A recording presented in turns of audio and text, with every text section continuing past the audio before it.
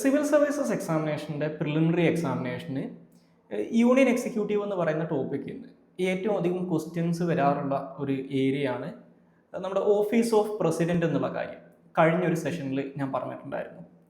പക്ഷേ ഈ office of president ഒക്കെ കേസിൽ നമ്മൾ പലപ്പോഴും നേരിടുന്ന ഒരു ബുദ്ധിമുട്ട് എന്ന് പറഞ്ഞു കഴിഞ്ഞാൽ അത് ആക്ച്വലി വലിയൊരു ടോപ്പിക്കാണ് എന്നുള്ളതാണ്.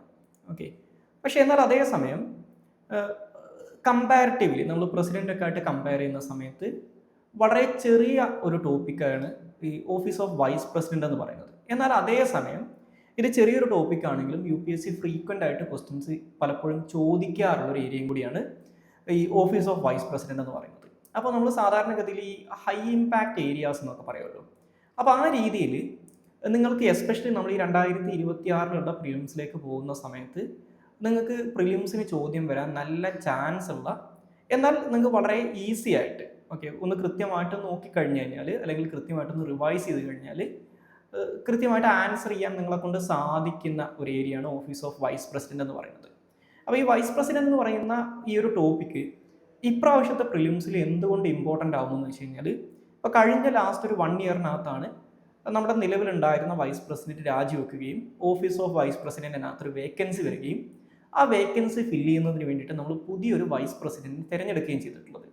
അപ്പോൾ ഇത് കറൻ്റ്ലി റെലവൻ്റ് ആയിട്ടുള്ള ഒരു ടോപ്പിക് ആയതുകൊണ്ടും UPSCയുടെ എക്സാമിനേഷൻ പാറ്റേൺ നിങ്ങൾ നോക്കിക്കഴിഞ്ഞാൽ കറണ്ട് അഫേഴ്സുമായിട്ട് ബന്ധപ്പെട്ടിട്ടുള്ള സ്റ്റാറ്റിക് ഏരിയാസിൽ നിന്ന് ക്വസ്റ്റ്യൻ ചോദിക്കുന്ന ഒരു ട്രെൻഡ് നിലവിലുള്ളതുകൊണ്ടും നിങ്ങൾക്ക് അടുത്ത വർഷം, അതായത് ഈ വരാൻ പോകുന്ന 2026 വരാൻ പോകുന്ന പ്രിലിമിനറി എക്സാമിനേഷന് പൊളിറ്റിയിൽ നിന്ന് ക്വസ്റ്റ്യൻ എക്സ്പെക്ട് ചെയ്യാൻ പറ്റുന്ന ഏരിയയാണ് ഓഫീസ് ഓഫ് വൈസ് പ്രസിഡന്റ് എന്ന് പറയുന്നത്. അപ്പോൾ ഈ ഓഫീസ് ഓഫ് വൈസ് പ്രസിഡന്റിനെ കുറിച്ചാണ് ഇന്ന് നമ്മൾ ഡിസ്കസ് ചെയ്യുന്നത്. സോ എല്ലാവർക്കും റൈസ് അപ്പ് IAS സ്വാഗതം. അപ്പോൾ ഞാൻ പറഞ്ഞു, ഓഫീസ് ഓഫ് വൈസ് പ്രസിഡന്റ് എന്ന് പറയുന്നത് നമ്മൾ ഈ യൂണിയൻ എക്സിക്യൂട്ടീവ് എന്ന് പറയുന്ന ടോപ്പിക്കിൽ പഠിക്കുന്ന വൺ ഓഫ് ദി സ്മോളസ്റ്റ് ഏരിയാസിലൊന്നാണ്, അല്ലെങ്കിൽ ഏറ്റവും ചെറിയ ടോപ്പിക്കുകളിലൊന്നാണ്. നമുക്കൊരു വളരെ ചെറിയ സമയം കൊണ്ട് നിങ്ങൾക്ക് പഠിച്ചു തീർക്കാൻ പറ്റുന്ന, എന്നാൽ അത്രയധികം കൺഫ്യൂഷൻസ് ഒന്നും വരാൻ സാധ്യതയില്ലാത്തൊരു ഏരിയയും കൂടിയാണ് ഓഫീസ് ഓഫ് വൈസ് പ്രസിഡന്റ് എന്ന് പറയുന്നത്. അപ്പോൾ ഈ ഓഫീസ് ഓഫ് വൈസ് പ്രസിഡന്റുമായിട്ട് ബന്ധപ്പെട്ട് നമ്മൾ അറിഞ്ഞിരിക്കേണ്ട ഒന്നാമത്തെ കാര്യം, ഇപ്പോൾ ഇന്ത്യൻ കോൺസ്റ്റിറ്റ്യൂഷനകത്ത് യൂണിയൻ എക്സിക്യൂട്ടീവിനെ കുറിച്ച് പറയുന്ന പാർട്ട് 5 ചാപ്റ്റർ 1 തന്നെയാണ്, അല്ലെങ്കിൽ പാർട്ട് 5 ആദ്യ ഭാഗത്തിൽ തന്നെയാണ് ഈ ഓഫീസ് ഓഫ് വൈസ് പ്രസിഡന്റിനെ കുറിച്ചും പറയുന്നത്. അപ്പോൾ ഈ വൈസ് പ്രസിഡന്റ് എന്ന് പറയുന്ന ഐഡിയ, അല്ലെങ്കിൽ ഓഫീസ് ഓഫ് വൈസ് പ്രസിഡന്റ് എന്ന് പറയുന്ന ഒരു ഓഫീസ് നമ്മുടെ ഇന്ത്യൻ കോൺസ്റ്റിറ്റ്യൂഷനിലേക്ക് നമ്മൾ അഡോപ്റ്റ് ചെയ്തിട്ടുള്ളത് അമേരിക്കൻ കോൺസ്റ്റിറ്റ്യൂഷനിൽ നിന്നാണ്. കാരണം നമ്മുടെ ഇന്ത്യയിൽ നമ്മൾ ജനറലി ഫോളോ ചെയ്യുന്നത് ഒരു പാർലമെന്ററി സിസ്റ്റം ഓഫ് ഗവൺമെന്റ് ആണ്. പക്ഷെ നിങ്ങൾക്ക് ഈ ബ്രിട്ടീഷ് പാർലമെന്ററി സിസ്റ്റം ഓഫ് ഗവൺമെന്റിനകത്ത് കാണാൻ പറ്റാത്ത ഒരു പൊസിഷനാണ് വൈസ് പ്രസിഡന്റ് എന്ന് പറയുന്നത്. അപ്പോൾ ഈ വൈസ് പ്രസിഡന്റ് എന്ന് പറയുന്ന ഐഡിയ അതുകൊണ്ട് തന്നെ നമ്മൾ അഡോപ്റ്റ് ചെയ്തിട്ടുള്ളത് അമേരിക്കൻ സിസ്റ്റത്തിൽ നിന്നാണ് എന്ന് മനസ്സിലാക്കുക. ഓക്കെ, അപ്പോൾ ഈ ഓഫീസ് ഓഫ് വൈസ് പ്രസിഡന്റിനെ പലപ്പോഴും വിശേഷിപ്പിക്കാറുള്ളത് the office of political continuity എന്നാണ്. അതായത് നമുക്ക് പ്രസിഡന്റ് ഇല്ലാതായി കഴിഞ്ഞാലും ഇവിടെ രാഷ്ട്രീയമായിട്ടുള്ളൊരു തുടർച്ച വേണം തൽക്കാലത്തേക്ക്. അപ്പോൾ അതിന് വേണ്ടിയിട്ട് ഡിസൈൻ ചെയ്തിട്ടുള്ളൊരു ഓഫീസാണ് വൈസ് പ്രസിഡന്റ് ഓഫീസ് എന്ന് പറയുന്നത്. അപ്പോൾ ആ കാരണം കൊണ്ട് തന്നെ ഈ വൈസ് പ്രസിഡന്റിനെ കുറിച്ച് ഒരുപാട് കാര്യങ്ങളൊന്നും നമ്മുടെ ഇന്ത്യൻ കോൺസ്റ്റിറ്റ്യൂഷനകത്ത് പറയുന്നില്ല. വളരെ ചുരുക്കം ചില കാര്യങ്ങൾ മാത്രമേ വൈസ് പ്രസിഡന്റിനെ കുറിച്ച് കോൺസ്റ്റിറ്റ്യൂഷനകത്ത് പറയുന്നുള്ളൂ. അപ്പോൾ അതിൽ ഒന്നാമത്തെ കാര്യമാണ് വൈസ് പ്രസിഡന്റിൻ്റെ ക്വാളിഫിക്കേഷനും അതേപോലെ തന്നെ വൈസ് പ്രസിഡന്റിനെ എങ്ങനെയാണ് തിരഞ്ഞെടുക്കുന്നത് എന്നുള്ള കാര്യവും. അപ്പോൾ നമ്മൾ വൈസ് പ്രസിഡന്റിൻ്റെ ക്വാളിഫിക്കേഷൻ നോക്കുന്ന സമയത്ത് ഇതിൽ നിങ്ങൾക്ക് ഈ പ്രസിഡന്റിൻ്റെ ക്വാളിഫിക്കേഷൻ അറിയാവുന്ന ഒരാളെ സംബന്ധിച്ചിടത്തോളം നിങ്ങൾക്ക് ഇതിനകത്ത് അഡീഷണൽ ആയിട്ട് ഒരേ ഒരു കാര്യം പഠിച്ചാൽ മതി, ബാക്കിയുള്ളതൊക്കെ സെയിം ആണ്. ഓക്കെ, ഇപ്പോൾ പ്രസിഡന്റിനെ പോലെ തന്നെ വൈസ് പ്രസിഡന്റിൻ്റെയും ക്വാളിഫിക്കേഷൻ ഒന്നാമതായിട്ട് പറയുന്നത് ഇന്ത്യൻ പൗരനായിരിക്കണം, 35 വയസ്സ് പൂർത്തിയാക്കിയിരിക്കണം, ഓഫീസ് ഓഫ് പ്രോഫിറ്റ് ഹോൾഡ് ചെയ്യാൻ പറ്റില്ല. ഇതെല്ലാം തന്നെ സെയിം ആണ്. ഇവിടെയുള്ള ഒരേ ഒരു വ്യത്യാസം, നമ്മൾ പ്രസിഡന്റിൻ്റെ ഓഫീസുമായിട്ട് കമ്പയർ ചെയ്യുന്ന സമയത്ത് വൈസ് പ്രസിഡന്റിൻ്റെ ക്വാളിഫിക്കേഷൻസിൽ വരുന്ന ഒരേ ഒരു ഡിഫറൻസ് എന്ന് പറയുന്നത്, നമ്മൾ പ്രസിഡന്റിൻ്റെ ക്വാളിഫിക്കേഷനിൽ പറഞ്ഞിട്ടുണ്ടായിരുന്ന ഒരു കാര്യമാണ് ലോക്സഭയിലെ ഒരു ഇലക്റ്റഡ് മെമ്പർ ആവാൻ പ്രസിഡന്റ് ക്വാളിഫൈഡ് ആയിരിക്കണം, അല്ലെങ്കിൽ ഇന്ത്യൻ പ്രസിഡന്റ് സ്ഥാനത്തേക്ക് മത്സരിക്കുന്ന ഒരാൾ ഇന്ത്യയിൽ ലോക്സഭയിലെ ഒരു ഇലക്റ്റഡ് മെമ്പർ ആവാനുള്ള ക്വാളിഫിക്കേഷൻ ഉള്ള ആളായിരിക്കണം എന്ന് നമ്മൾ പഠിച്ചിട്ടുണ്ട്. ഇവിടെ അത് ലോക്സഭ എന്നുള്ളത് രാജ്യസഭയായിട്ട് മാറുന്നു എന്നുള്ള ഒരൊറ്റ വ്യത്യാസം മാത്രമേ ഉള്ളൂ. Other than that president of ഇന്ത്യക്ക് പറയുന്ന സെയിം ക്വാളിഫിക്കേഷൻസ് തന്നെയാണ് വൈസ് പ്രസിഡന്റിൻ്റെയും ക്വാളിഫിക്കേഷനായിട്ട് പറയുന്നത്. പിന്നെ ഈ കോൺസ്റ്റിറ്റ്യൂഷനകത്ത് പറഞ്ഞ ഈ ക്വാളിഫിക്കേഷൻസ് കൂടാതെ ഈ വൈസ് പ്രസിഡന്റിൻ്റെ ഇലക്ഷനകത്ത് നോൺ സീരിയസ് ആയിട്ടുള്ള കാൻഡിഡേറ്റ്സ് വരാതിരിക്കാൻ വേണ്ടിയിട്ട്, അല്ലെങ്കിൽ അവരെ ഒഴിവാക്കാൻ വേണ്ടിയിട്ട് presidential and vice presidential elections ആക്ടിനകത്ത് വൈസ് പ്രസിഡന്റിന് 2 അഡീഷണൽ ക്വാളിഫിക്കേഷൻസ് വേണം എന്ന് പറയുന്നുണ്ട് ഇലക്ഷൻസിൽ മത്സരിക്കാൻ. അതിലൊന്ന്, വൈസ് പ്രസിഡന്റ് ഇലക്ഷനിൽ മത്സരിക്കുന്ന ആളുടെ നോമിനേഷൻ പേപ്പറിനകത്ത് പ്രപ്പോസേഴ്സ് ആയിട്ടും അതേപോലെ സെക്കൻഡേഴ്സ് ആയിട്ടും 20 ഇലക്ടേഴ്സ് വീതം കൗണ്ടർ സൈൻ ചെയ്തിരിക്കണം എന്ന് പറയുന്നുണ്ട്. അതായത് വൈസ് പ്രസിഡന്റിന്റെ ഇലക്ഷനിൽ വോട്ട് ചെയ്യാൻ എലിജിബിൾ ആയിട്ടുള്ള ആളുകളിൽ നിന്ന് 20 പേര് പ്രപ്പോസേഴ്സ് ആയിട്ടും 20 പേര് സെക്കൻഡേഴ്സ് ആയിട്ടും ഈ നോമിനേഷൻ പേപ്പറിൽ സൈൻ ചെയ്തിട്ടുണ്ടാവണം. നമ്മൾ പ്രസിഡന്റിന്റെ കേസിൽ അത് 50ഉം 50ഉം ആണ് പഠിച്ചത്, ഇവിടെ 20 ആണ്. ഓക്കെ. പിന്നെ അതേപോലെ തന്നെ നമ്മൾ പ്രസിഡൻഷ്യൽ ഇലക്ഷനിൽ കണ്ടതുപോലെ തന്നെ വൈസ് പ്രസിഡന്റിന്റെ സ്ഥാനത്തേക്ക് മത്സരിക്കുന്ന സ്ഥാനാർത്ഥികളെല്ലാം തന്നെ ഒരു 15,000 റുപ്പീസ് റിസർവ് ബാങ്ക് ഓഫ് ഇന്ത്യയിൽ സെക്യൂരിറ്റി ഡെപ്പോസിറ്റ് ആയിട്ട് ഡെപ്പോസിറ്റ് ചെയ്തിരിക്കണം. അത് വൈസ് പ്രസിഡൻഷ്യൽ ഇലക്ഷൻ കഴിയുന്ന സമയത്ത് സ്ഥാനാർത്ഥികൾക്ക് അല്ലെങ്കിൽ കാൻഡിഡേറ്റ്സിന് ഈ സെക്യൂരിറ്റി ഡെപ്പോസിറ്റ് തിരിച്ചു കൊടുക്കും. അതിനൊരു കണ്ടീഷൻ മീറ്റ് ചെയ്യണം. ഓക്കെ. അതായത് ഈ പോൾ ചെയ്യപ്പെട്ടിട്ടുള്ള വാലിഡ് വോട്ട്സിൽ 1/6 വോട്ടെങ്കിലും സെക്യൂർ ചെയ്യാൻ പറ്റിയാൽ മാത്രമേ ഈ ഡെപ്പോസിറ്റ് തിരിച്ചു കിട്ടുള്ളൂ, അല്ലെങ്കിൽ ഈ ഡെപ്പോസിറ്റ് ഫോർഫീറ്റ് ചെയ്യപ്പെടും. ഓക്കെ. ഇതാണ് വൈസ് പ്രസിഡന്റിന്റെ ക്വാളിഫിക്കേഷൻ ആയിട്ട് പറയുന്ന കാര്യം. ഇനി രണ്ടാമത്തത്, എങ്ങനെയാണ് വൈസ് പ്രസിഡന്റിനെ ഇലക്ട് ചെയ്യുന്നത്? അപ്പോൾ നമ്മുടെ വൈസ് പ്രസിഡന്റിനെ ഇലക്ട് ചെയ്യുന്നതും ഒരു ഇലക്ട്രൽ കോളേജ് ആണ്. ദാറ്റ് മീൻസ് വൈസ് പ്രസിഡന്റിനെയും നമ്മൾ ഇൻഡയറക്റ്റ് ആയിട്ടാണ് ഇലക്ട് ചെയ്യുന്നത്. ഓക്കെ. ഇൻഡയറക്റ്റ് ആയിട്ടാണ് ഇലക്ട് ചെയ്യുന്നത്. അതായത് ജനങ്ങൾ നേരിട്ടല്ല വൈസ് പ്രസിഡന്റിനെ ഇലക്ട് ചെയ്യുന്നത് എന്നർത്ഥം. സോ വൈസ് പ്രസിഡന്റിന്റെ ഇലക്ട്രൽ കോളേജ് എന്ന് പറഞ്ഞു കഴിഞ്ഞാൽ ഇന്ത്യൻ പാർലമെന്റിലെ എല്ലാ MP-മാരും കൂടി കൂടിച്ചേരുന്നതാണ് വൈസ് പ്രസിഡന്റിന്റെ ഇലക്ട്രൽ കോളേജ്. ഓക്കെ. അതായത് ലോക്സഭയിലെയും രാജ്യസഭയിലെയും എല്ലാ MP-മാരും ഇതിൽ ഉൾപ്പെടും. Okay. That include elected MPs as well as nominated MPs. Okay. That means പാർലമെന്റിലെ എല്ലാ അംഗങ്ങളും കൂടി കൂടിച്ചേരുന്നതാണ് വൈസ് പ്രസിഡന്റിന്റെ ഇലക്ട് ചെയ്യാനുള്ള ഇലക്ട്രൽ കോളേജ് എന്ന് പറയുന്നത്. ഇനി ഇവര് proportional representation by means of single transferable vote എന്ന് പറയുന്ന വോട്ടിംഗ് സിസ്റ്റം ഉപയോഗിച്ചിട്ടാണ് വൈസ് പ്രസിഡന്റിനെ ഇലക്ട് ചെയ്യുന്നത്. അതായത് പ്രസിഡന്റിനെ ഇലക്ട് ചെയ്യാൻ യൂസ് ചെയ്യുന്ന സെയിം ഇലക്ഷൻ മെത്തേഡാണ് വൈസ് പ്രസിഡന്റിന്റെ ഇലക്ഷന് വേണ്ടിയിട്ടും യൂസ് ചെയ്യുന്നത്. ഈ ഇലക്ഷൻ കണ്ടക്ട് ചെയ്യുന്നത് ഇലക്ഷൻ കമ്മീഷൻ ഓഫ് ഇന്ത്യയാണ്. ഓക്കെ. അപ്പോൾ പ്രസിഡൻഷ്യൽ ഇലക്ഷന് സമാനമാണ് വൈസ് പ്രസിഡന്റിന്റെയും ഇലക്ഷൻ, എക്സെപ്റ്റ് ഓക്കെ ഒരൊറ്റ വ്യത്യാസമേ ഉള്ളൂ, അത് ഈ ഇലക്ട്രൽ കോളേജിനുള്ള ഡിഫറൻസ് ആണ്. അപ്പോൾ ആ ഒരു കാര്യം കൃത്യമായിട്ട് മനസ്സിലാക്കി വെക്കുക. നമ്മൾ പ്രസിഡൻഷ്യൽ ഇലക്ഷനുമായിട്ട് കമ്പയർ ചെയ്യുന്ന സമയത്ത് വൈസ് പ്രസിഡൻഷ്യൽ ഇലക്ഷനിലെ ഇലക്ട്രൽ കോളേജിൻ്റെ ഡിഫറൻസ് എന്താണ്? ഓക്കെ. അപ്പോൾ ഈ പ്രസിഡന്റിന്റെ ഇലക്ഷനുമായിട്ട് കമ്പയർ ചെയ്യുന്ന സമയത്ത് വൈസ് പ്രസിഡൻഷ്യൽ ഇലക്ഷനുള്ള ഇലക്ട്രൽ കോളേജിന് 2 വ്യത്യാസങ്ങളാണുള്ളത്. ഓക്കെ. അതിൽ ഒന്നാമത്തെ ഡിഫറൻസ് എന്ന് പറഞ്ഞു കഴിഞ്ഞാൽ പ്രസിഡൻഷ്യൽ ഇലക്ഷനിൽ നോമിനേറ്റഡ് MP-മാർക്ക് വോട്ട് ചെയ്യാൻ പറ്റില്ല. ഓക്കെ. അതായത് പ്രസിഡൻഷ്യൽ ഇലക്ഷനിൽ നോമിനേറ്റഡ് MP-മാർക്ക് വോട്ട് ചെയ്യാൻ പറ്റില്ല, പക്ഷേ വൈസ് പ്രസിഡൻഷ്യൽ ഇലക്ഷനിൽ ഇവർക്ക് വോട്ട് ചെയ്യാം. ഓക്കെ. ഇതാണ് ഒന്നാമത്തെ വ്യത്യാസം. രണ്ടാമത്തെ വ്യത്യാസം ഇലക്റ്റഡ് MLA-മാരുടെ കേസാണ്, സ്റ്റേറ്റ് ലെജിസ്ലേറ്റീവ് അസംബ്ലീസിലെ ഇലക്റ്റഡ് മെമ്പേഴ്സ്.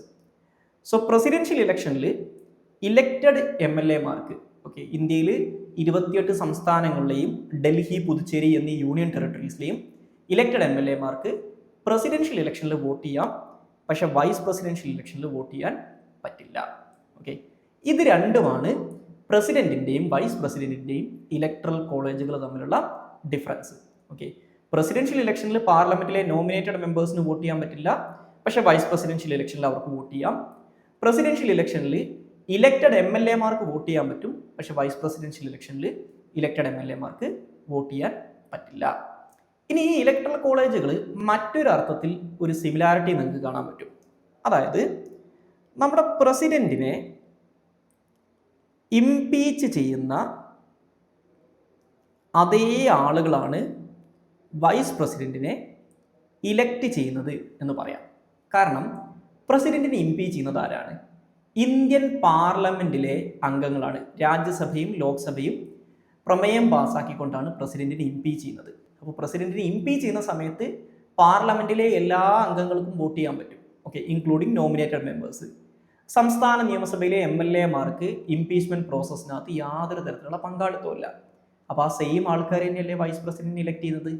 അപ്പോൾ ആ ഒരു രീതിയിലും കൂടി ഇതിനെ മനസ്സിലാക്കി വെക്കുക. അപ്പോൾ ഇതാണ് വൈസ് പ്രസിഡന്റിൻ്റെ ഇലക്ഷനും ആ ഇലക്ട്രൽ കോളേജിന് പ്രസിഡന്റിൻ്റെ ഇലക്ട്രൽ കോളേജുമായിട്ട് ബന്ധപ്പെട്ടിട്ടുള്ള ഡിഫറൻസസും. പിന്നുള്ളത് വൈസ് പ്രസിഡന്റിൻ്റെ ടെന്യൂറും കണ്ടീഷൻസ് ഓഫ് സർവീസുമാണ്. അപ്പോൾ പ്രസിഡന്റിൻ്റെ കാര്യം പറഞ്ഞതുപോലെ തന്നെ വൈസ് പ്രസിഡന്റിൻ്റെയും ടെന്യൂർ എന്ന് പറയുന്നത് 5 വർഷമാണ്. അതായത് ഒരാളെ വൈസ് പ്രസിഡന്റ് ആയിട്ട് ഇലക്ട് ചെയ്ത് കഴിഞ്ഞാൽ ഇന്ത്യൻ പ്രസിഡന്റാണ് വൈസ് പ്രസിഡന്റിൻ്റെ ഓത്ത് ഓർ അഫമേഷൻ അഡ്മിനിസ്റ്റർ ചെയ്ത് കൊടുക്കുന്നത്. അപ്പോൾ ആ ഓത്ത് ഓർ അഫമേഷൻ സബ്സ്ക്രൈബ് ചെയ്ത് എന്നാണോ വൈസ് പ്രസിഡന്റ് ആയിട്ട് ഒരാൾ സ്ഥാനം ഏറ്റെടുക്കുന്നത്, സോൺ ഇൻ ചെയ്യുന്നത്, ആ ദിവസം തൊട്ട് 5 വർഷമാണ് വൈസ് പ്രസിഡന്റിന്റെ നോർമൽ ആയിട്ടുള്ള കാലാവധി എന്ന് പറയുന്നത്. ഈ 5 വർഷം പൂർത്തിയാക്കുന്നതിന് മുമ്പ് വൈസ് പ്രസിഡന്റിന് എപ്പോൾ വേണമെങ്കിലും റിസൈൻ ചെയ്യാം. ഇനി അതുകൂടാതെ വൈസ് പ്രസിഡന്റിനെ വേണമെങ്കിൽ ആ സ്ഥാനത്ത് നിന്ന് റിമൂവ് ചെയ്യാൻ പറ്റും. കാലാവധി പൂർത്തിയാക്കുന്നതിന് മുമ്പ് റിമൂവ് ചെയ്യാം. അതേപോലെ തന്നെ വൈസ് പ്രസിഡന്റിന്റെ മരണം കാരണം വൈസ് പ്രസിഡന്റിന്റെ ഓഫീസിൽ ആബ്സെൻസ് വരാം. അതേപോലെ തന്നെ വൈസ് പ്രസിഡന്റ് ഇലക്ഷനുമായിട്ട് ബന്ധപ്പെട്ടുള്ള ഇലക്ഷൻ ഡിസ്പ്യൂട്ടുകൾ സുപ്രീം കോടതി പരിഗണിക്കുന്ന സമയത്ത് സുപ്രീം കോടതിക്ക് വേണമെങ്കിൽ ആ ഇലക്ഷൻ റദ്ദാക്കാം. അപ്പോൾ ഇങ്ങനെയുള്ള സാഹചര്യങ്ങളാലൊക്കെ വൈസ് പ്രസിഡന്റ് ഓഫീസിൽ വേക്കൻസി വരാം. അപ്പോൾ വൈസ് പ്രസിഡന്റിന്റെ ഓഫീസിൽ നിലവിലുള്ള വൈസ് പ്രസിഡന്റിന്റെ ടെന്യൂർ പൂർത്തിയാക്കുന്നത് കാരണമാണ് വേക്കൻസി വരുന്നതെങ്കിൽ അവിടെ കോൺസ്റ്റിറ്റ്യൂഷനിൽ പറയുന്നത് നിലവിലുള്ള വൈസ് പ്രസിഡന്റിന്റെ ടെന്യൂർ കംപ്ലീറ്റ് ചെയ്യുന്നതിന് മുമ്പ് തന്നെ പുതിയ വൈസ് പ്രസിഡന്റിനെ ഇലക്ട് ചെയ്യണം എന്നാണ്. അപ്പോൾ ഈ 5 വർഷം പൂർത്തിയാക്കുന്നതിന് മുമ്പ് പുതിയ ആളെ ഇലക്ട് ചെയ്യണം. പക്ഷേ വൈസ് പ്രസിഡന്റ് റിസൈൻ ചെയ്യുന്നതുകൊണ്ട്, വൈസ് പ്രസിഡന്റ് റിസൈൻ ചെയ്യുന്നത് പ്രസിഡന്റിന് രാജിക്കത്ത് കൊടുത്തിട്ടാണ്.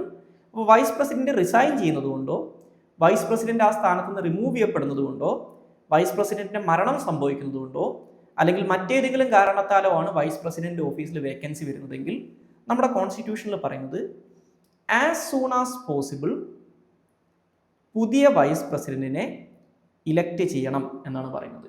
A new vice president should be elected as soon as possible എന്നാണ് പറയുന്നത്. എത്രയും പെട്ടെന്ന് പറ്റുമോ അത്രയും പെട്ടെന്ന് പുതിയ വൈസ് പ്രസിഡന്റിനെ ഇലക്ട് ചെയ്യണം എന്നാണ് പറയുന്നത്. പക്ഷെ അതിനകത്ത് ചെറിയൊരു ട്വിസ്റ്റ് ഉണ്ട്. കാരണം നമ്മൾ പ്രസിഡന്റിന്റെ കാര്യം പറഞ്ഞപ്പോൾ പ്രസിഡന്റിന്റെ ഓഫീസിൽ വേക്കൻസി വന്നു കഴിഞ്ഞാൽ വിത്തിൻ 6 മന്ത്സിനകത്ത് പുതിയ പ്രസിഡന്റിനെ ഇലക്ട് ചെയ്യണമെന്ന് പറയുന്നുണ്ട്. അതായത് കൃത്യമായിട്ടുള്ളൊരു ടൈം ഫ്രെയിം പറയുന്നുണ്ട്. പ്രസിഡന്റിന്റെ ഓഫീസിൽ ഒരു അൺഎക്സ്പെക്റ്റഡ് ആയിട്ടുള്ള വേക്കൻസി വന്നു കഴിഞ്ഞാൽ ഇത്ര സമയത്തിനകത്ത് പുതിയ പ്രസിഡന്റിനെ ഇലക്ട് ചെയ്യണമെന്ന് പറയുന്നുണ്ട്. പക്ഷെ വൈസ് പ്രസിഡന്റിന്റെ കേസിൽ ഇങ്ങനെ ഒരു കാര്യം പറയുന്നില്ല. ദാറ്റ് മീൻസ് വൈസ് പ്രസിഡന്റിന്റെ ഓഫീസ് വേക്കൻ്റ് ആയിട്ട് കിടന്നാലും വലിയ പ്രശ്നമൊന്നും ഇവിടെ വരാൻ പോകുന്നില്ല എന്നർത്ഥം. ഒരു ടൈം ഫ്രെയിം പറയുന്നില്ല, ആസ് സൂൺ ആസ് പോസിബിൾ എന്നാണ് പറയുന്നത്. അതായത് എത്രയും പെട്ടെന്ന് പറ്റുമോ അത്രയും പെട്ടെന്ന് പുതിയ വൈസ് പ്രസിഡന്റ് ഇലക്ട് ചെയ്യണമെന്നാണ് പറയുന്നത്.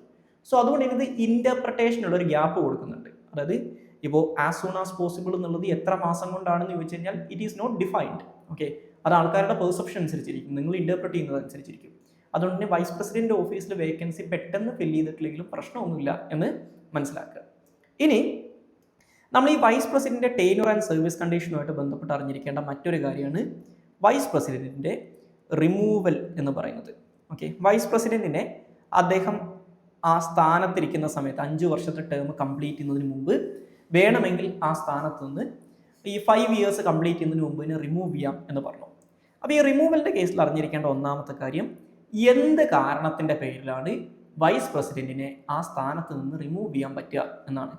അപ്പോൾ അതിൽ മനസ്സിലാക്കുക, there is no specific ground provided in the constitution for the removal of vice president.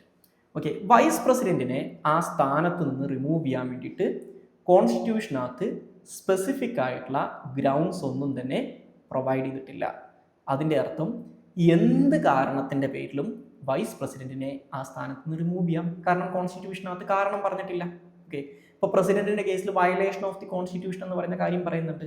ഇപ്പോൾ സുപ്രീം കോടതിയും ഹൈക്കോടതിയും ജഡ്ജിമാരുടെയൊക്കെ കേസിലാണെങ്കിൽ പ്രൂവ്ഡ് മിസ്ബിഹേവിയർ, ഇൻകപ്പാസിറ്റി പോലുള്ള കാരണങ്ങൾ പറയുന്നുണ്ട്. പക്ഷേ വൈസ് പ്രസിഡന്റിൻ്റെ കേസിൽ എന്ത് കാരണം കൊണ്ടാണ് വൈസ് പ്രസിഡന്റിനെ പുറത്താക്കേണ്ടത് എന്ന് ഒരിടത്തും പറഞ്ഞിട്ടില്ല. അപ്പോൾ ഇതാണ് ഒന്നാമതായിട്ട് ഓർത്തിരിക്കേണ്ട കാര്യം. ഇനി രണ്ടാമത്തത്, എങ്ങനെയാണ് വൈസ് പ്രസിഡന്റിനെ റിമൂവ് ചെയ്യുന്നത്? What is the removal procedure? അപ്പോൾ വൈസ് പ്രസിഡന്റിനെ റിമൂവൽ പ്രൊസീജിയറിൽ മനസ്സിലാക്കേണ്ട ഒന്നാമത്തെ കാര്യം, വൈസ് പ്രസിഡന്റിനെ റിമൂവ് ചെയ്യാനുള്ള പ്രൊസീജിയർ രാജ്യസഭയിൽ നിന്ന് മാത്രമേ സ്റ്റാർട്ട് ചെയ്യാൻ പറ്റൂ.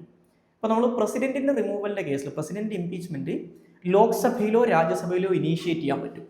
പക്ഷെ വൈസ് പ്രസിഡന്റിന്റെ റിമൂവൽ രാജ്യസഭയിൽ മാത്രമേ ഇനീഷ്യേറ്റ് ചെയ്യാൻ പറ്റുള്ളൂ. അതായത് വൈസ് പ്രസിഡന്റിന് ഒരു 14 ഡേ പ്രയർ നോട്ടീസ് കൊടുത്തതിന് ശേഷം രാജ്യസഭയിൽ വൈസ് പ്രസിഡന്റിനെ റിമൂവ് ചെയ്യാൻ വേണ്ടിയിട്ടുള്ള പ്രമേയം അവതരിപ്പിക്കും. ഓക്കെ, ആ പ്രമേയം Rajya Sabha majority of the then members of the house എന്ന് പറയും. Okay, majority of the then members of the house. Okay, ഈ മെജോറിറ്റിയിൽ രാജ്യസഭ പാസ്സാക്കണം. അപ്പോൾ എന്താണ് majority of the then members of the house എന്നുള്ളതോട് ഉദ്ദേശിക്കുന്നത് വെച്ച് കഴിഞ്ഞാൽ ഇതിനെ പോപ്പുലർലി വിളിക്കുന്നത് എഫക്റ്റീവ് മെജോറിറ്റി എന്നാണ്. ഓക്കെ, എഫക്റ്റീവ് മെജോറിറ്റി അല്ലെങ്കിൽ കോൺസ്റ്റിറ്റ്യൂഷനകത്ത് വിളിക്കുന്ന പേര് majority of the then members of the house എന്നാണ്. അപ്പോൾ ദെൻ മെമ്പേഴ്സ് ഓഫ് ദി ഹൗസിൻ്റെ മെജോറിറ്റി എന്നാണ് പറയുന്നത്. അപ്പോൾ ആരാണ് ദെൻ മെമ്പേഴ്സ്? ദെൻ മെമ്പേഴ്സ് എന്ന് പറഞ്ഞു കഴിഞ്ഞാൽ total membership minus vacancy. Okay, അതായത് രാജ്യസഭയിലെ ടോട്ടൽ മെമ്പർഷിപ്പ് 245 ആണ്. അപ്പോൾ സപ്പോസ് ഒരു സിനാരിയോ ആലോചിക്കുക, രാജ്യസഭയിൽ വൈസ് പ്രസിഡന്റിന് റിമൂവൽ മോഷൻ പരിഗണിക്കുന്ന സമയത്ത് ഒരു 245 ഒരു സീറ്റ് വേക്കൻ്റ് ആണെന്ന് വെച്ചോ. ഓക്കെ, ഇപ്പോൾ ഒരാൾ രാജിവെച്ച് പോവുകയോ മരിച്ചു പോവുകയോ പുറത്താക്കപ്പെടുകയൊക്കെ ചെയ്തത് കാരണം ഒരു സീറ്റ് വേക്കൻ്റ് ആണെന്ന് വെച്ചോ. അപ്പോൾ അത് കുറക്കും. അപ്പോൾ 244 ഇതാണ് then members of the house എന്ന് പറയുന്നത്. ഇനി വേക്കൻസി ഇല്ല എന്ന് വെച്ചോ, ഇവിടെ 0 ആണ്. അപ്പോൾ അങ്ങനെയാണെങ്കിൽ 245 തന്നെയായിരിക്കും then members of the house. അപ്പോൾ വേക്കൻസി ഉണ്ടെങ്കിൽ അത് കുറച്ചിട്ട് കിട്ടുന്ന നമ്പർ എത്രയാണോ അതാണ് then members of the house. അതിലെ മെജോറിറ്റിയിൽ, അതിൽ മോർ ദാൻ 50%, ഈ മെജോറിറ്റിയിൽ വേണം രാജ്യസഭ വൈസ് പ്രസിഡന്റിനെ പുറത്താക്കാനുള്ള പ്രമേയം പാസ്സാക്കാൻ. അത് കഴിഞ്ഞാൽ ലോക്സഭയിലേക്ക് ഈ മോഷൻ വരും. ലോക്സഭ സിമ്പിൾ മെജോറിറ്റിയിൽ ഇതിനെ അപ്രൂവ് ചെയ്താൽ മതി. ഓക്കെ, ജസ്റ്റ് രാജ്യസഭ പാസ്സാക്കിയിട്ടുള്ള റെസൊല്യൂഷനെ അപ്രൂവ് ചെയ്താൽ മതി. അപ്പോൾ ഈ പ്രോസസ്സിലൂടെയാണ് വൈസ് പ്രസിഡന്റിനെ ആ സ്ഥാനത്തുനിന്ന് റിമൂവ് ചെയ്യുന്നത്. ഓക്കെ, പ്രത്യേകിച്ച് കാരണങ്ങൾ പറയുന്നില്ല. 14 ഡേ പ്രയർ നോട്ടീസ് കൊടുത്തിട്ട് രാജ്യസഭയിൽ റെസൊല്യൂഷൻ അവതരിപ്പിക്കണം. അപ്പോൾ പ്രത്യേകത, രാജ്യസഭയിൽ മാത്രമേ വൈസ് പ്രസിഡന്റിന്റെ റിമൂവൽ മോഷൻ ഇൻട്രൊഡ്യൂസ് ചെയ്യാൻ പറ്റൂ. ലോക്സഭയിൽ ഇത് ഇൻട്രൊഡ്യൂസ് ചെയ്യാൻ പറ്റില്ല. ഇനി രാജ്യസഭ ഇത് പാസ്സാക്കേണ്ടത് ദെൻ മെമ്പേഴ്സ് ഓഫ് ദി ഹൗസിന്റെ മെജോറിറ്റിയിലാണ്. ലോക്സഭ അത് ജസ്റ്റ് സിമ്പിൾ മെജോറിറ്റിയിൽ അപ്രൂവ് ചെയ്താൽ മാത്രം മതി, അല്ലെങ്കിൽ റാറ്റിഫൈ ചെയ്താൽ മാത്രം മതി. ഇങ്ങനെയാണ് വൈസ് പ്രസിഡന്റ് റിമൂവ് ചെയ്യപ്പെടുന്നത്.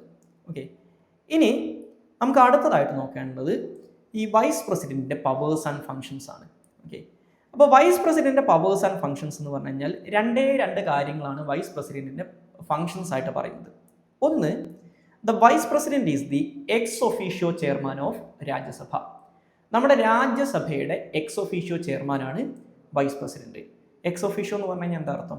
നമ്മളൊരു സ്ഥാനത്തിരിക്കുന്നത്, നമ്മളൊരു പെർട്ടിക്കുലർ പോസ്റ്റ് ഹോൾഡ് ചെയ്യുന്നു എന്നുള്ള ഒറ്റ കാരണം കൊണ്ട് നിങ്ങൾക്ക് മറ്റൊരു പോസ്റ്റ് കിട്ടുന്നുണ്ടെങ്കിൽ അതിനെയാണ് എക്സ് ഒഫീഷ്യോ എന്ന് പറയാം. അതായത് വൈസ് പ്രസിഡന്റ് ആയിട്ട് ആര് വന്നാലും അയാൾ ഓട്ടോമാറ്റിക്കലി രാജ്യസഭാ ചെയർമാൻ ആവും. ഓക്കെ, അത് US പ്രാക്ടീസ് ആണ്. കാരണം US വൈസ് പ്രസിഡന്റ് എന്ന് പറയുന്നത് US കോൺഗ്രസിലെ അപ്പർ ഹൗസ് ആയിട്ടുള്ള സെനറ്റിന്റെ പറയുന്ന എക്സ് ഒഫീഷ്യോ ചെയർപേഴ്സൺ ആണ്. ആ സെയിം കാര്യമാണ് ഇവിടെ ഉള്ളത്. നമ്മുടെ ഇന്ത്യൻ പാർലമെന്റിലെ അപ്പർ ഹൗസ് ആയിട്ടുള്ള രാജ്യസഭയുടെ ചെയർപേഴ്സൺ ആണ്, എക്സ് ഒഫീഷ്യോ ചെയർമാനാണ് വൈസ് പ്രസിഡന്റ് എന്ന് പറയുന്നത്. ഇതാണ് വൈസ് പ്രസിഡന്റിന് നോർമൽ ആയിട്ടുള്ള ജോലി. ഇനി രണ്ടാമത്തെ ജോലി എന്ന് പറഞ്ഞു കഴിഞ്ഞാൽ ഇന്ത്യൻ പ്രസിഡന്റിന്റെ ഓഫീസിൽ ആബ്സെൻസോ വേക്കൻസിയോ വന്നു കഴിഞ്ഞാൽ, ഇപ്പോൾ വേക്കൻസിയുടെ കേസിലാണെങ്കിൽ പുതിയ പ്രസിഡന്റ് ഇലക്ട് ചെയ്യപ്പെടുന്നത് വരെ, ദാറ്റ് മീൻസ് മാക്സിമം 6 months വരെ ആക്ടിംഗ് പ്രസിഡന്റ് ആയിട്ടിരിക്കുക. അല്ലെങ്കിൽ ഇന്ത്യൻ പ്രസിഡന്റിന്റെ ഓഫീസിൽ ആബ്സെൻസ് ആണ് വരുന്നത്, ഓക്കെ, വേക്കൻസി ആണെങ്കിൽ പുതിയ പ്രസിഡന്റ് വരുന്നത് വരെ, ദാറ്റ് മീൻസ് മാക്സിമം 6 months വരെ ആക്ടിംഗ് പ്രസിഡന്റ് ആയിട്ടിരിക്കുക. ഇനി ആബ്സെൻസ് ആണ് വരുന്നതെങ്കിൽ, അതായത് ആബ്സെൻസ് എന്ന് പറഞ്ഞാൽ നമുക്ക് പ്രസിഡന്റ് ഉണ്ട്, പക്ഷെ ആ പ്രസിഡന്റിന് അദ്ദേഹത്തിന്റെ ഡ്യൂട്ടീസ് ഡിസ്ചാർജ് ചെയ്യാൻ പറ്റുന്നില്ല. അങ്ങനെയുള്ള സമയത്ത് the vice president will discharge the functions of the president. Okay, പ്രസിഡന്റിന്റെ ഫങ്ഷൻസ് വൈസ് പ്രസിഡന്റ് ആണ് ഡിസ്ചാർജ് ചെയ്യുക. അപ്പോൾ ഈ രണ്ട് കാര്യങ്ങളാണ് വൈസ് പ്രസിഡന്റിന്റെ ജോലി എന്ന് പറയുന്നത്. ഓക്കെ, അപ്പോൾ നോർമലി വൈസ് പ്രസിഡന്റിന്റെ ജോലി എന്ന് പറയുന്നത് രാജ്യസഭയുടെ എക്സ് ഒഫീഷ്യോ ചെയർമാൻ ആയിട്ടിരിക്കലാണ്.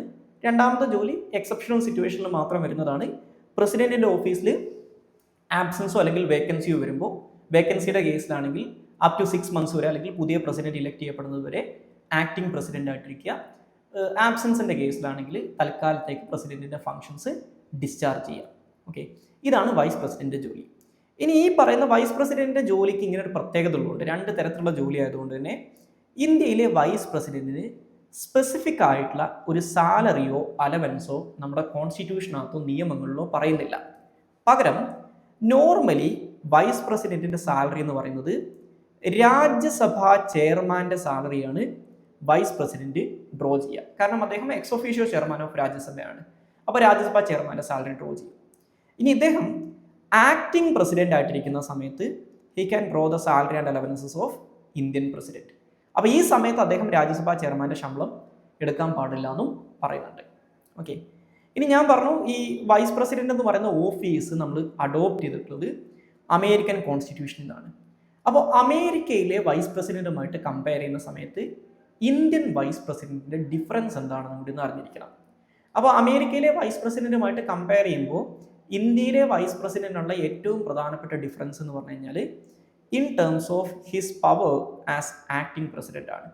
അതായത് അമേരിക്കയിലും വൈസ് പ്രസിഡന്റിന് രണ്ട് ജോലിയേ ഉള്ളൂ. ഒന്ന്, അമേരിക്കയിലെ സെനറ്റിലെ എക്സ് ഒഫീഷ്യോ ചെയർമാൻ ആയിട്ടിരിക്കുക. രണ്ട്, അമേരിക്കൻ പ്രസിഡന്റിന്റെ ഓഫീസിലെ ആബ്സെൻസോ വേക്കൻസി വന്നു കഴിഞ്ഞാൽ പ്രസിഡന്റ് ആയിട്ടിരിക്കുക. പക്ഷെ ഇവിടെ ഒരു വ്യത്യാസമുള്ളത്, അമേരിക്കയിലെ പ്രസിഡന്റിന്റെ ഓഫീസിൽ വേക്കൻസിയാണ് വരുന്നതെങ്കിൽ, ഓക്കെ, അമേരിക്കയിലെ പ്രസിഡന്റിന് നോർമൽ ടെന്യൂർ 4 വർഷമാണ്. അപ്പോൾ അവിടെ പ്രസിഡന്റിന്റെ ഓഫീസിൽ വേക്കൻസി ഒന്ന് നോക്കുക. അത് ഒന്നുകിൽ നിലവിലുള്ള പ്രസിഡന്റ് രാജിവെക്കുക, അല്ലെങ്കിൽ മരണപ്പെടുക, ഇംപീച്ച് ചെയ്യപ്പെടുക, അല്ലെങ്കിൽ പുറത്താക്കപ്പെടുക, അല്ലെങ്കിൽ ഈ പറയുന്ന കോടതി ഇലക്ഷൻ റദ്ദാക്കുക, ഇങ്ങനെയുള്ള കാര്യങ്ങളിൽ ഏതെങ്കിലും ഒരു കാരണത്താൽ പ്രസിഡന്റിന്റെ ഓഫീസിൽ വേക്കൻസിയാണ് വരുന്നതെങ്കിൽ the vice president will take over as the new president. അതായത് വൈസ് പ്രസിഡന്റ് പിന്നെ ആക്ടിംഗ് പ്രസിഡന്റ് ആയിട്ട് മാറുകയല്ല ചെയ്യുക. അദ്ദേഹം ഈ റിമൈൻഡിങ് ടേമിൽ, അതായത് ഈ പറയുന്ന നിലവിലുള്ള രാജിവെക്കുകയോ അല്ലെങ്കിൽ മരിക്കുകയോ ഒക്കെ ചെയ്തിട്ടുള്ള പ്രസിഡന്റിന്റെ റിമൈൻഡർ ഓഫ് ദി ടേം ഇയാൾ പ്രസിഡന്റ് ആയിട്ടിരിക്കും.